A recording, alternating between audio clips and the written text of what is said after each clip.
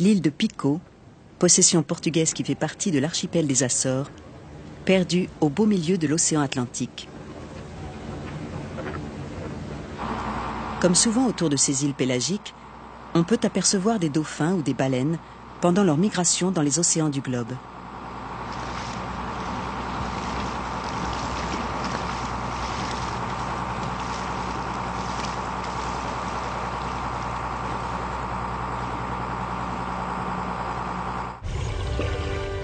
Mais savons-nous comment se perpétue la vie de tous ces animaux marins? Tout repose sur le système de la chaîne alimentaire, manger ou être mangé.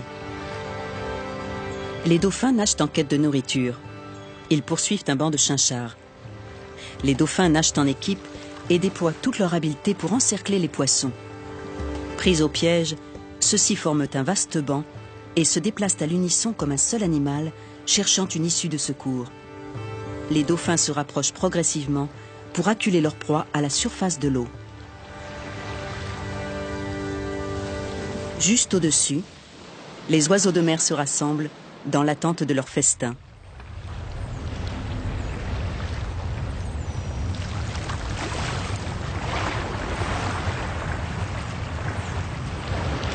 Cet oiseau peut plonger sur plusieurs mètres de profondeur pour attraper ses proies.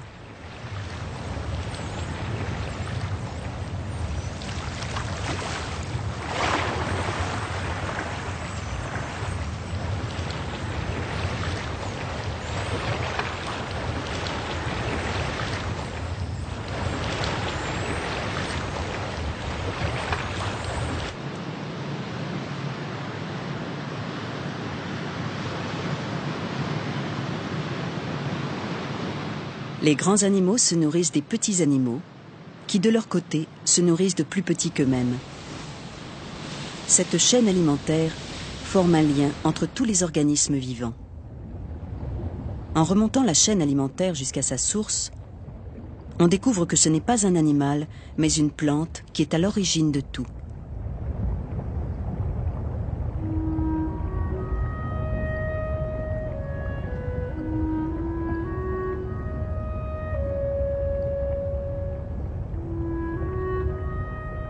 Que se passe-t-il dans le monde invisible à l'œil nu, dans l'univers microscopique? Cette plante mesure un demi-millimètre. D'autres, de la même espèce, ne dépassent guère un millième de millimètre. Ce végétal marin se nomme le phytoplancton. Ces micro-organismes ressemblent à s'y méprendre à des pierres précieuses. Pour quelles raisons prennent-ils des formes aussi subtiles et délicates? Les longues épines et les fines découpures qu'on observe à la surface augmentent la force de frottement nécessaire pour résister à l'enfoncement dans l'eau. Le phytoplancton réalise sa photosynthèse avec la lumière du soleil. Pour cette raison, il lui faut rester près de la surface de la mer, là où le soleil peut pénétrer.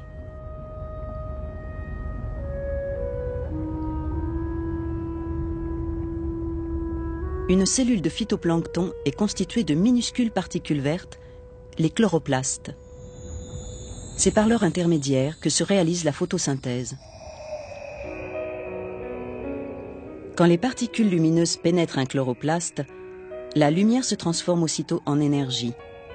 Grâce à cette énergie, les glucides et les acides aminés sont synthétisés et le dioxyde de carbone, le phosphore et l'azote sont dissous dans l'eau.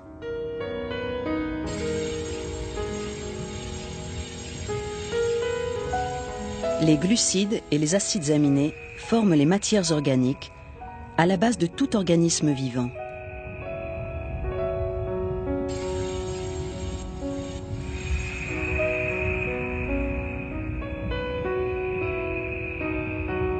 Seules les plantes peuvent réaliser cette photosynthèse et créer des matières organiques sans lesquelles les animaux ne pourraient survivre.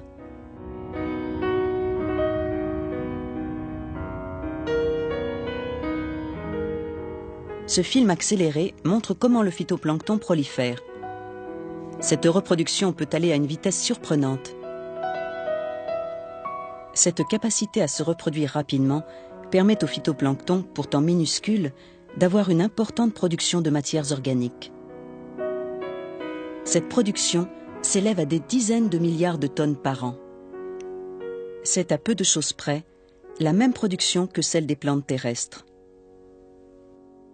Les matières organiques sont transmises par le biais de la nourriture, d'abord de la plante à l'animal, puis de l'animal à l'animal, en remontant le long de la chaîne alimentaire.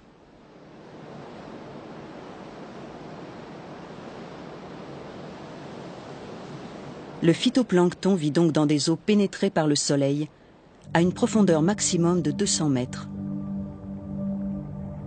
Les poissons et autres organismes marins courants vivent dans cette zone, la seule où ils peuvent trouver leur nourriture.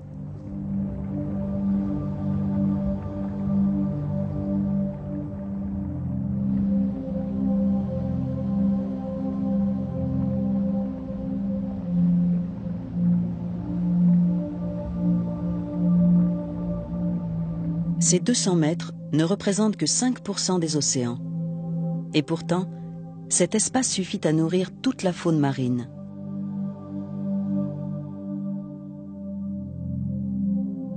Les 95% restants ne sont qu'obscurité et profondeur, totalement impropres à la survie du phytoplancton. On a même longtemps pensé qu'aucune créature ne pouvait vivre dans ces lieux. La recherche scientifique a commencé à s'intéresser au fond marin à partir du XIXe siècle. À cette époque, la British Royal Academy organisa une expédition dans le but de découvrir des animaux vivant dans les grands fonds. En 1872, un vaisseau d'exploration de la flotte de Sa Majesté, le Challenger, quitta l'Angleterre pour entreprendre un voyage qui allait durer 3 ans et demi et le conduire sur tous les océans du globe, l'Atlantique, l'Antarctique, le Pacifique et l'océan Indien. Tous les 200 000 marins, l'équipage délimitait un point d'observation pour y effectuer des recherches. À chaque fois que le filet était remonté, les hommes à bord écarquillaient les yeux dans l'espoir de découvrir une nouvelle créature des profondeurs. Voici un poisson des grands fonds. Toute sa tête n'est qu'un œil géant. Il appartient à l'ordre des apodes et sa gueule est en forme de bourse. Celui-là peut littéralement détacher ses mâchoires pour avaler de grosses proies. Ce dragon abyssal a des crocs bien affûtés qui sortent de sa gueule. Tous ces poissons ont des formes particulièrement étranges. De nouvelles espèces furent également découvertes au large des côtes nord d'Hawaï, à 5720 mètres de profondeur. L'expédition put ainsi ramener la preuve de l'existence d'une vie dans les fonds océaniques de la planète. Mais il fallut attendre le XXe siècle pour pouvoir enfin observer ces formes de vie dans leur milieu naturel, au fond des océans.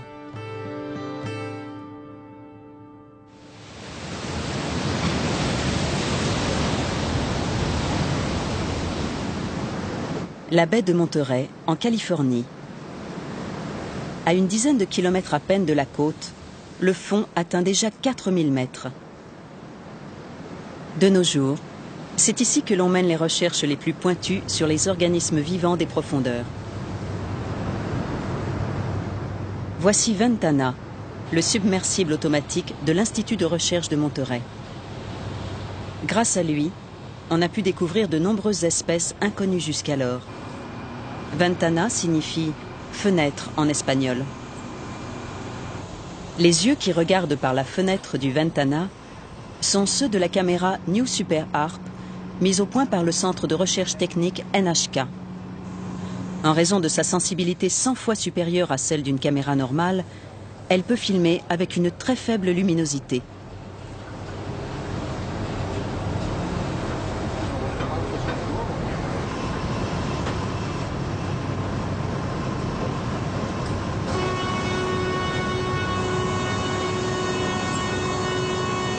Ce jour-là, la zone d'étude se situe entre 200 et 1000 mètres. Les chercheurs ne se sont pas encore beaucoup aventurés aux alentours des 1000 mètres. C'est une zone qui reste pratiquement inconnue. Pourtant, De nombreuses créatures étranges vivent dans ces eaux-là. Ventana est téléguidé depuis la salle de contrôle du bateau pilote. Le docteur Bruce Robison dirige l'opération scientifique. C'est un éminent spécialiste dans le domaine de la recherche biologique des fonds marins. Ventana envoie de nombreuses informations. Profondeur, température et pression de l'eau, concentration de l'oxygène. S'appuyant sur ces données, l'équipe cherche à délimiter des zones où des organismes vivants pourraient éventuellement se manifester. Petit à petit, l'obscurité se fait plus dense. 200 mètres. Il fut un temps où l'on pensait que la vie n'existait pas au-delà de cette limite.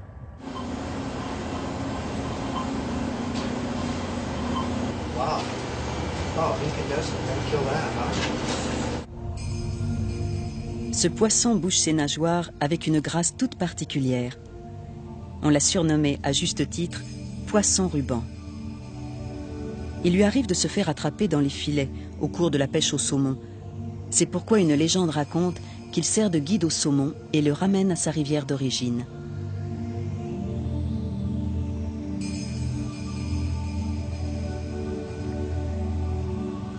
Ce dragon des abysses possède une large gueule et des dents pointues qui ne doivent pas facilement lâcher leur proie.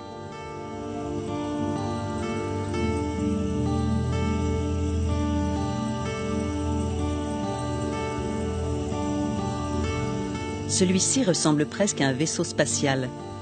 Il fait partie de la famille des lobifères. Le frémissement d'une rangée de cils donne cette luminescence étrange.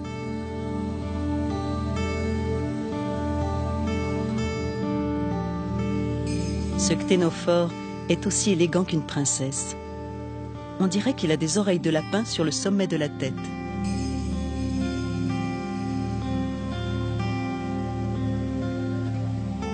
Les corps mous de ces animaux ne peuvent être attrapés dans un filet sans être endommagés et déformés.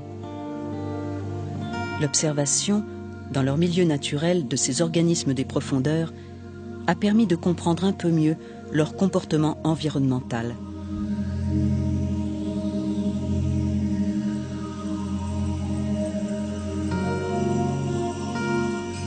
Si quelque chose ressemble à une nébuleuse galactique de l'espace intersidéral, c'est bien l'habitat de ce minuscule appendiculaire.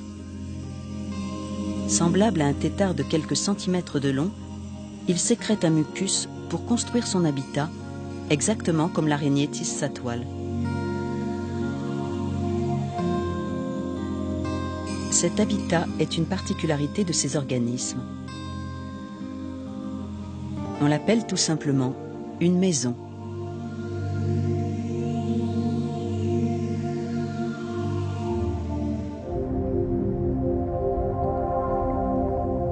À 400 mètres de profondeur, un organisme de taille importante apparaît devant le submersible. C'est un siphonophore. On pourrait croire qu'il s'agit d'une seule et unique créature, alors qu'en fait, il s'agit d'une agrégation de plusieurs centaines de minuscules organismes. Ce qu'on pourrait prendre pour une tête lui sert à se déplacer dans l'eau. Derrière se trouvent les organes digestifs et les organes reproducteurs, composés d'organismes distincts, ayant chacun une fonction spécialisée pour pouvoir collectivement former cette créature. C'est une forme de vie peu courante qui divise la communauté scientifique. Faut-il la considérer comme une colonie de plusieurs centaines de siphonophores ou comme un être vivant à part entière? On a pu observer des siphonophores d'environ 40 mètres de long, ce qui ferait d'eux les plus grands animaux de la planète. À ce jour, le docteur Robison a découvert de nombreuses espèces nouvelles. Et ce nombre augmente à chaque expédition. Aujourd'hui encore, il vient de rencontrer une forme de vie qu'il n'avait jamais vue auparavant. L'océan est tellement immense qu'au cours d'une vie, on ne peut jamais rencontrer deux fois la même créature des profondeurs.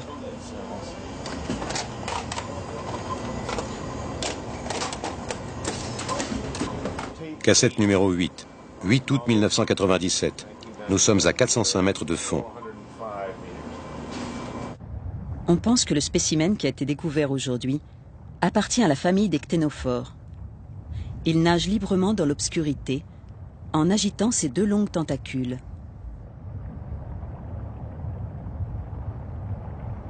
Les mêmes créatures connues présentent des comportements étranges et inattendus.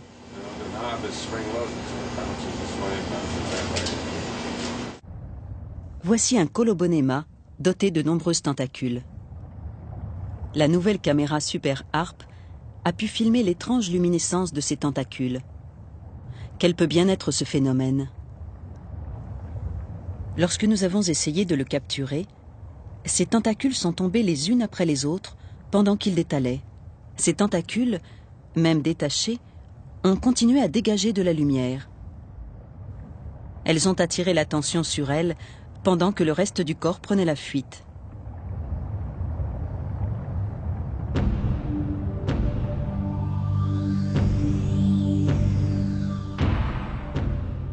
Dans un espace aussi vaste que la haute mer, il y a peu d'endroits pour se cacher.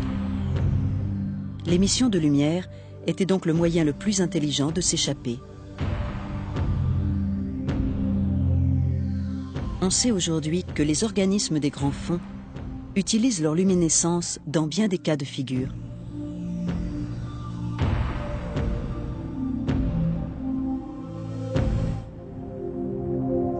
Voici une créature typique des grands fonds, le poisson lanterne.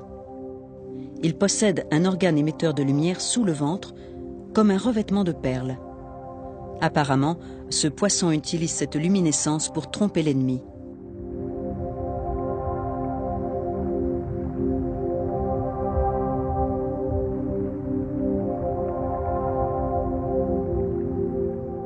Juste en dessous, le prédateur naturel du poisson lanterne guette sa proie. Par 500 mètres de fond, la portée de la lumière ne représente plus qu'un 10 millième de sa portée normale à la surface de l'eau.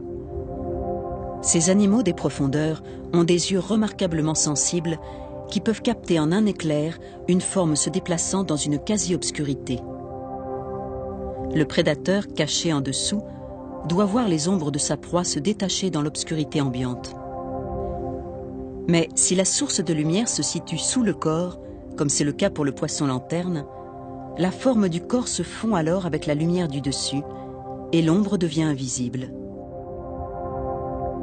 On a donc la certitude que ces poissons rusent avec les effets de lumière pour se protéger ou pour attraper leur proie. À partir de 700 mètres de fond, les formes de vie se font plus rares.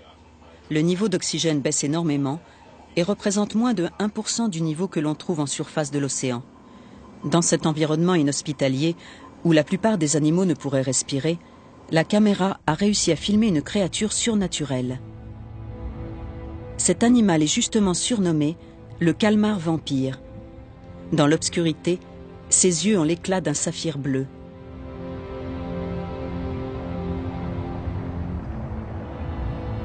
Le docteur Robison est le premier homme à avoir vu le calmar vampire, il y a de cela 8 ans. Il se souvient encore d'avoir été saisi par sa mystérieuse présence. Le calmar vampire est apparenté aux ancêtres communs du calmar et du poulpe. On le considère comme un fossile vivant.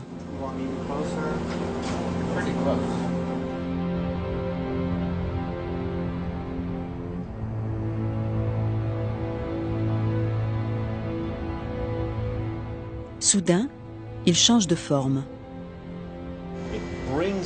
Il ramène ses bras et son ombrelle par-dessus le reste du corps et change complètement de forme et d'apparence. Nous n'expliquons pas ce phénomène. Le comportement environnemental du calmar vampire est encore un mystère.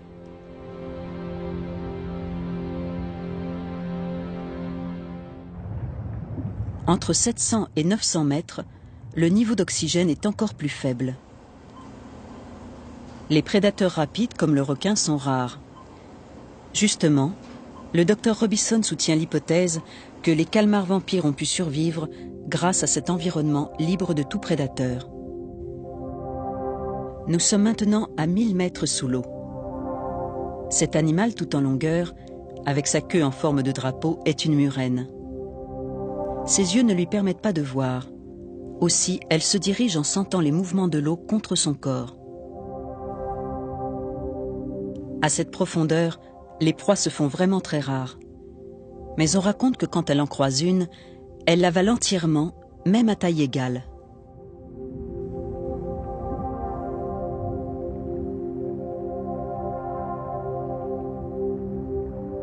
Dans l'obscurité des grands fonds, plusieurs animaux ont réussi à s'adapter parfaitement à leur environnement.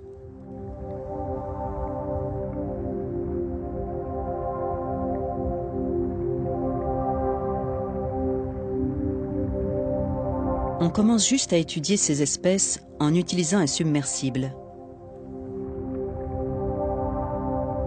Presque chaque plongée est fructueuse, qu'il s'agisse d'une rencontre avec une nouvelle espèce ou bien de nouvelles découvertes sur le mode de vie d'espèces connues.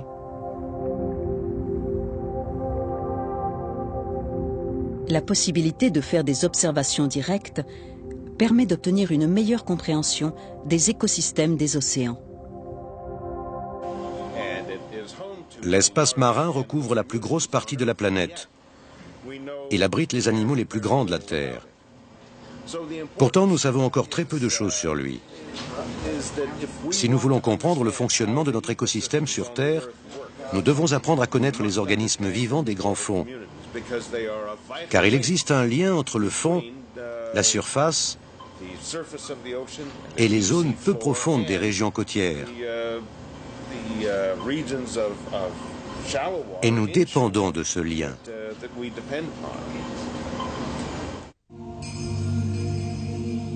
Les abysses semblent former un monde à part entière. Quel peut être le lien entre ce monde des profondeurs et les animaux marins de surface qui nous sont familiers? La survie des écosystèmes de surface est assurée par les matières organiques produites par le phytoplancton. Mais en dessous, là où la lumière ne pénètre plus, il n'existe pas de phytoplancton pour produire les matières organiques nécessaires. Et pourtant, ces animaux vivent.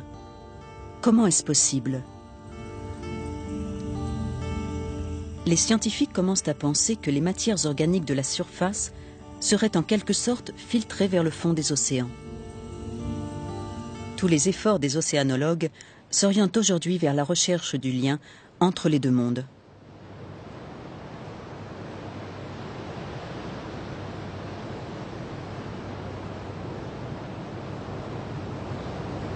Un nouvel équipement a été mis au point pour examiner les substances qui atteignent les grands fonds. L'idée consiste à déposer un entonnoir géant au fond de l'océan pendant une période suffisamment longue pour collecter jusqu'aux particules les plus minuscules. Dans un échantillon prélevé à plusieurs milliers de mètres de profondeur, l'attention des chercheurs a été attirée par un dépôt fécal long et étroit. Après analyse, on a découvert qu'il contenait une particule de phytoplancton provenant de la surface. Mais comment une matière fécale de si petite taille peut-elle arriver intacte plusieurs milliers de mètres plus bas? Dans la chaîne alimentaire, le phytoplancton est consommé en premier lieu par un minuscule zooplancton.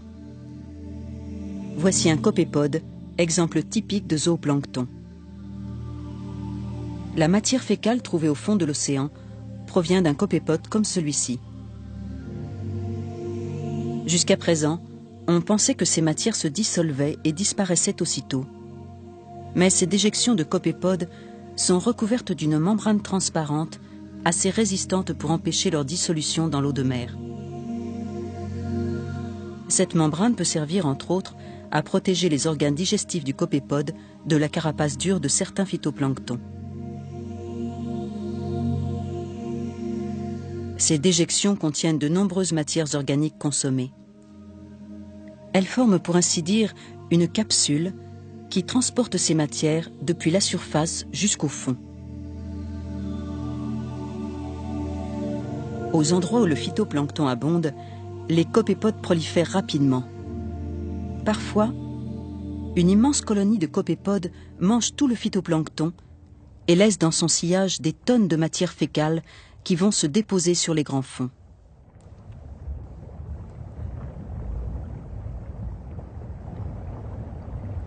Depuis quelques années, on a pu observer une substance blanche et floconneuse appelée neige marine en suspension dans les profondeurs.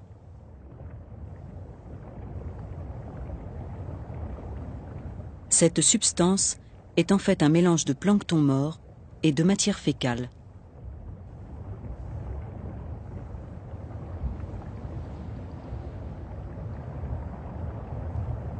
Nous savons donc qu'une partie des matières organiques produites par le phytoplancton atterrit au fond des océans.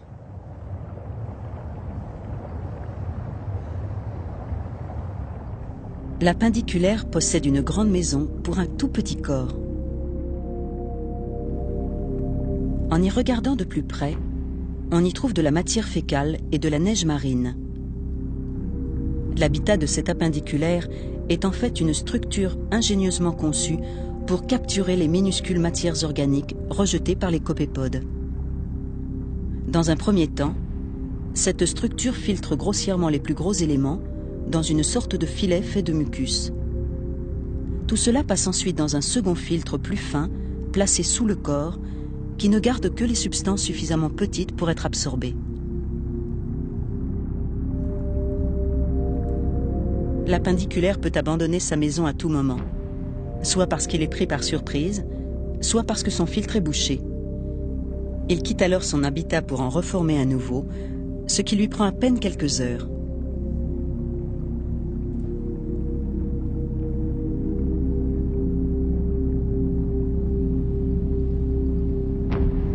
La maison abandonnée coule lentement vers le fond, emportant avec elle des matières fécales. Par la suite, elle se transforme en neige marine pour servir de nourriture aux organismes des plus grandes profondeurs. Les déjections du plancton et la neige marine ne sont pas les seuls moyens de transport des matières organiques vers le fond des océans.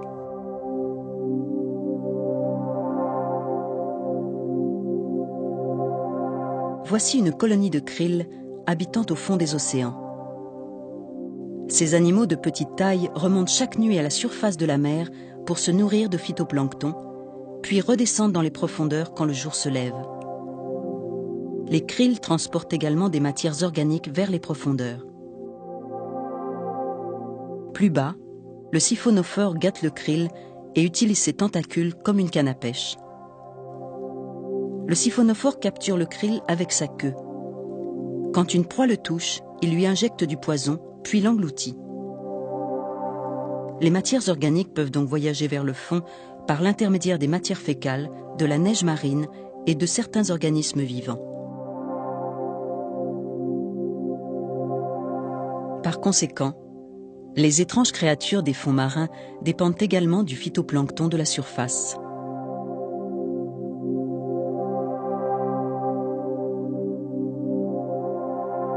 Mais ces animaux ne se contentent pas de tirer profit des matières organiques produites par le plancton. Ils jouent également un rôle essentiel dans l'équilibre global de l'écosystème marin.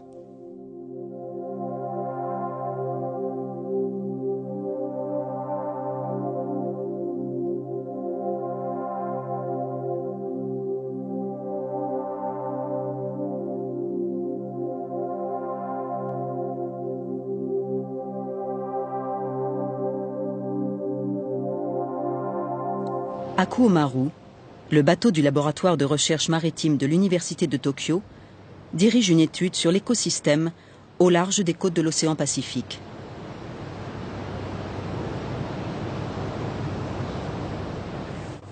Une technique parmi d'autres consiste à pomper de l'eau à des profondeurs différentes, variant entre quelques mètres et plusieurs milliers de mètres. Les différents contenus sont ensuite analysés. L'eau de surface est comparée avec celle des profondeurs. Dans l'eau de surface où vit le phytoplancton, les éléments nécessaires à la photosynthèse, tels que le phosphore et l'azote, ne sont présents qu'en faible quantité, alors qu'on les trouve en abondance dans l'eau des grands fonds. Le phosphore en particulier est un dérivé du phosphate contenu dans les roches terrestres. l'érosion lente et progressive de ces roches sous l'action de l'eau de pluie finit par dissoudre le composé qui part dans la mer en infime quantité.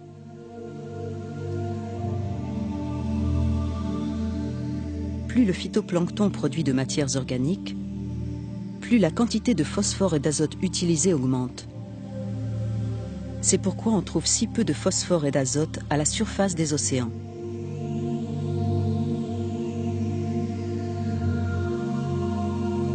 Arrivées au fond de l'océan, les matières organiques, après avoir été consommées par les animaux et les bactéries, sont décomposées en phosphore et en azote.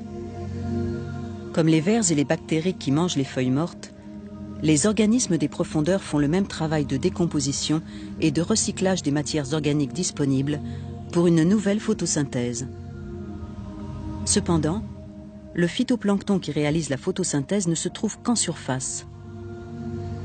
Donc, selon notre constat précédent, les éléments essentiels devraient être perdus à jamais au fond de l'océan. Si tel était le cas, c'est tout l'écosystème marin qui se trouverait désorganisé.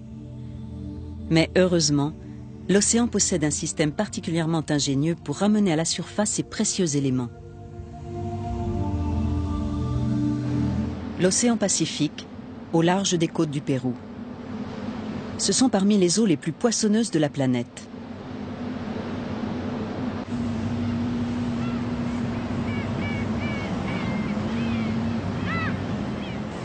Il y a une telle abondance d'anchois dans ces eaux que certaines années, le volume de pêche d'anchois réalisé ici représente le quart de la production mondiale. Si ces eaux sont aussi poissonneuses, c'est dû à l'abondance de phytoplancton. Il y en a tellement que parfois toute la surface de la mer devient verte.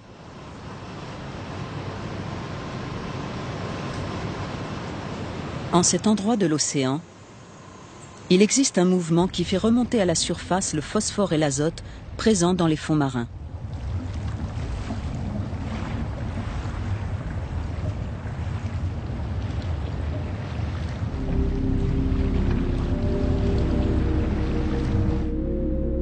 Le long de la côte ouest de l'Amérique latine, les vents venant du sud poussent les eaux de surface vers le nord.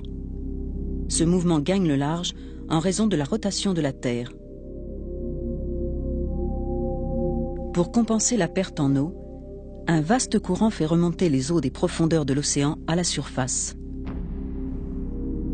Ce phénomène s'appelle le upwelling. C'est lui qui ramène le phosphore et l'azote près de la surface. Le phénomène d'upwelling n'est pas spécifique aux côtes du Pérou. Les régions colorées en jaune indiquent les zones particulièrement denses en phosphore et en azote. Grâce à ce courant ascendant, le phosphore et l'azote remontent à la surface des eaux en différents points du globe. Avec l'aide conjointe des organismes des profondeurs et du upwelling, les éléments de la photosynthèse retournent au phytoplancton, source de vie. Ainsi, de nouvelles matières organiques sont produites. Le cycle de la vie, entre les eaux peu profondes des côtes et le fond de l'océan, traverse une longue chaîne d'organismes vivants. C'est ce cycle qui relie les êtres vivants des eaux peu profondes aux créatures étranges des profondeurs. La vie a créé un système de recyclage très performant qui réutilise sans fin les mêmes ingrédients. Ce cycle comporte un dispositif très efficace qui permet la circulation de ces éléments précieux et rares que sont le phosphore et l'azote. Le phosphore, en particulier, est un élément indispensable à la vie de nombreux organismes. Il est lié aux activités essentielles de la vie, telles que la photosynthèse, la génétique et la production d'énergie.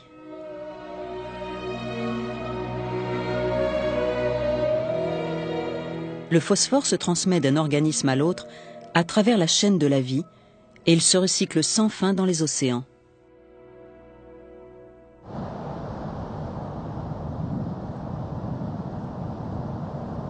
Mais ce cycle ne se limite pas aux océans. Il se poursuit également sur Terre.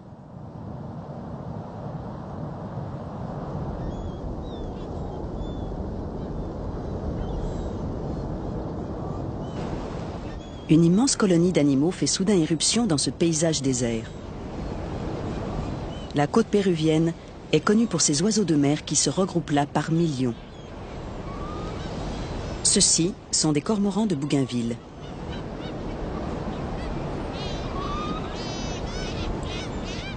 Le cormoran de Bougainville plonge avec adresse pour attraper les anchois dans la mer. Il avale le poisson entièrement et le ramène au nid où les poussins attendent.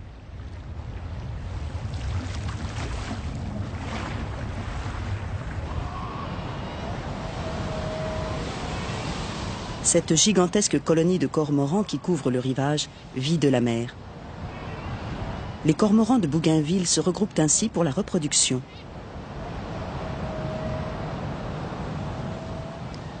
Ces oiseaux mangent chacun 500 grammes d'anchois par jour et rejettent environ 100 grammes de déjection. La fiente d'oiseaux contient beaucoup de phosphore provenant des anchois. Le sol de ces colonies d'oiseaux, recouvert de la fiente accumulée pendant plusieurs années, est un fertilisant naturel, le guano.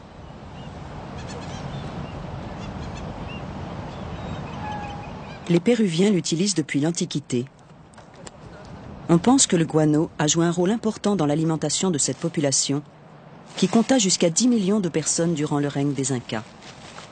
De nos jours, les oiseaux de mer produisent toujours plusieurs dizaines de milliers de tonnes de guano chaque année.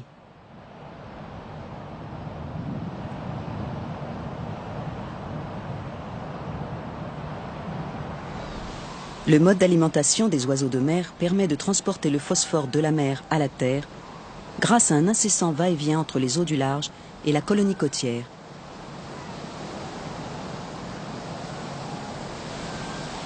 Mais le phosphore de l'océan va encore bien plus loin dans les terres.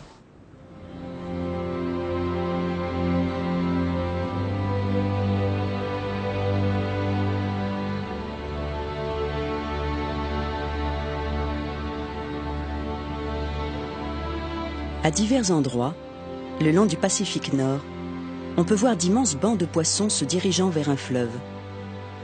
Ce poisson, qui quitte la mer pour les eaux douces, c'est le saumon. Le saumon atteint sa maturité dans la mer, puis retourne à sa rivière d'origine pour y pondre ses œufs. Un courant ininterrompu de saumon sockeye, appelé également saumon rouge, remonte la rivière. Ce flot continu et presque compact sert en quelque sorte de conduit pour transporter les substances nutritives de l'océan à l'intérieur des terres. Chaque année, 130 millions de saumons remontent les rivières des États-Unis et du Canada. Ils ne réalisent cet exploit qu'une fois dans leur vie, car ils meurent peu de temps après avoir déposé leurs œufs.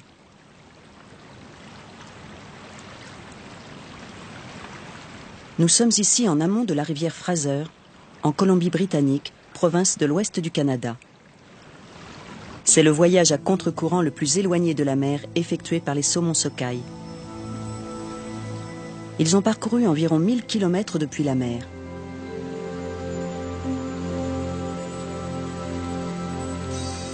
Presque 10 000 saumons ont réussi à faire ce voyage et à arriver sains et saufs. À la fin du mois d'août, la plupart des saumons ont fini de vivre. Le Dr Johnston, du département de recherche du ministère de la Pêche en Colombie-Britannique, dirige une étude pour connaître la proportion de phosphore et d'azote transportés par les saumons en amont de la rivière. On pense que le frai des saumons est en grande partie responsable de la présence d'éléments nutritifs dans ces fleuves. Pour en avoir la preuve, il suffit de regarder les plantes microscopiques sur les pierres d'une rivière à faible concentration de saumon et de comparer avec une rivière à forte concentration. Dans la seconde, l'abondance des plantes est beaucoup plus importante. Par exemple, l'année dernière, Glusky Creek a accueilli environ 10 000 saumons. Cela fera près d'une centaine de kilos de phosphore relancés dans le cycle. En juillet, avant l'arrivée des saumons, il n'y a pratiquement aucune mousse sur les pierres du lit de la rivière. 2 mois plus tard, après la ponte et la mort des saumons, ces mêmes pierres sont couvertes de mousse. Cette mousse a poussé grâce à l'apport du phosphore et de l'azote contenus dans le saumon mort. La mousse est mangée par les insectes. Les poissons de rivière, à leur tour, mangent ces insectes. C'est ainsi que les éléments nutritifs du phosphore et de l'azote provenant de la mer intègrent l'écosystème de la rivière. Selon l'étude du professeur Johnston, environ 40 à 60% de l'azote entrant dans la composition des insectes de rivière vient de la mer.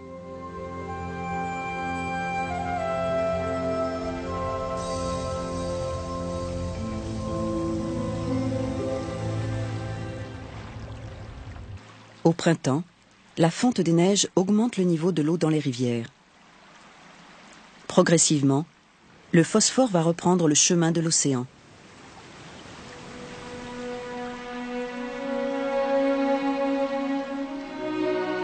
Le long voyage recommence. C'est un nouveau cycle à travers tous les maillons de la chaîne de la vie.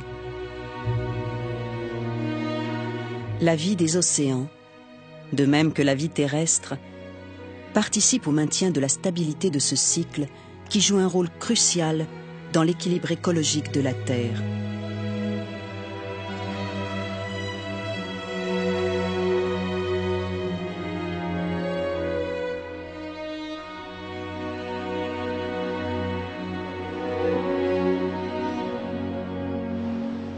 À Merlin Pool, sur la côte ouest de l'Australie. Nous pouvons trouver ici les ancêtres du phytoplancton, apparus sur Terre il y a quelques 3 milliards d'années. Dans cette mer primitive, le phytoplancton des origines a fabriqué un énorme volume d'oxygène par l'intermédiaire de la photosynthèse. Grâce à cet oxygène, la vie sur Terre a pu prendre une multitude de chemins différents. Les plantes ont pu envahir la terre et les forêts ont commencé à produire de l'oxygène. On pense que le phytoplancton marin des origines a été responsable de l'approvisionnement en oxygène de l'atmosphère pendant très longtemps. Nous savons également que la concentration d'oxygène dans l'atmosphère est restée à peu près stable depuis plusieurs centaines de millions d'années jusqu'à aujourd'hui. Comment ce niveau d'oxygène a-t-il été maintenu ? Depuis peu, on pense que le phosphore, en tant que substance nécessaire à la vie, pourrait apporter un élément de réponse à cette question. Le docteur James Lovelock est un célèbre défenseur de la théorie de Gaïa, selon laquelle la Terre entière ne formerait qu'un seul et unique système. Le docteur Lovelock pense également que le phosphore pourrait jouer un rôle décisif dans le contrôle du niveau d'oxygène dans l'atmosphère. Il faut considérer le phosphore comme l'un des éléments fondamentaux de la vie. Il fait partie du patrimoine de la matière, il contribue à l'ADN et l'ARN des organismes et contribue également au transfert de l'énergie. Sans tout cela, nous serions en piteux état. La vie et le phosphore sont intimement liés. Mais le phosphore et l'oxygène sont également intimement liés. Le cycle du phosphore est tellement inséparable de celui de l'oxygène qu'ils ne peuvent fonctionner l'un sans l'autre. La façon dont le phosphore régule l'oxygène dans l'océan fait encore l'objet de recherches. Nous ne sommes pas tout à fait sûrs du mécanisme. On ne peut que faire des suppositions sur son fonctionnement, mais nous sommes certains de l'existence de ce lien. But we're fairly confident of this link. Quand le phosphore est exposé à l'air libre, il se met à brûler naturellement. Le phosphore est très volatile et a tendance à fusionner avec de nombreux éléments. Le phosphore est indispensable à la photosynthèse du phytoplancton. Selon les recherches actuelles, on pense que c'est le phosphore qui contrôle le niveau d'oxygène de l'air. Par exemple, si on plonge du fer dans la mer, son altération va dépendre en grande partie de la présence ou du manque d'oxygène.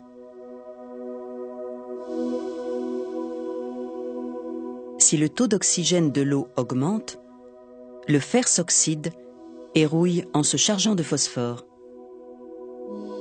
Inversement, quand le niveau d'oxygène de l'océan diminue, les propriétés du fer changent et le phosphore finit par retourner à la mer.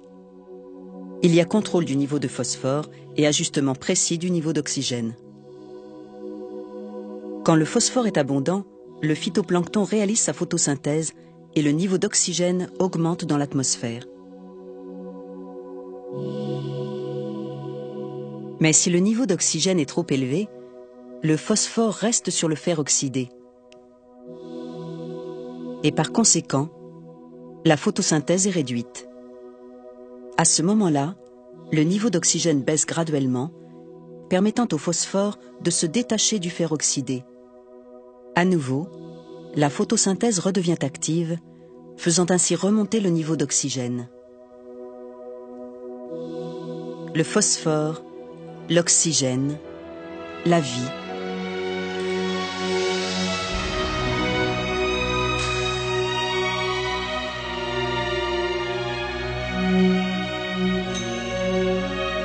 Le docteur Lovelock suppose que la relation complexe entre ces trois éléments régule le niveau d'oxygène dans l'atmosphère. Pendant la longue histoire de son évolution, la vie a su s'adapter à toutes sortes d'environnements, y compris aux grands fonds marins. La vie a même imaginé un système pour recycler sans fin le phosphore, sans qui elle ne pourrait pas exister. Ce cycle permet de maintenir en vie de nombreux organismes. Mais plus important encore, il est en étroite relation avec l'environnement de la Terre entière. Comment la Terre et toutes les formes de vie interviennent-elles ensemble pour maintenir l'équilibre fragile de l'environnement? La recherche scientifique n'en est qu'à ses débuts. Mais nous commençons à comprendre que ce cycle est essentiel pour que la Terre, notre planète, puisse vivre.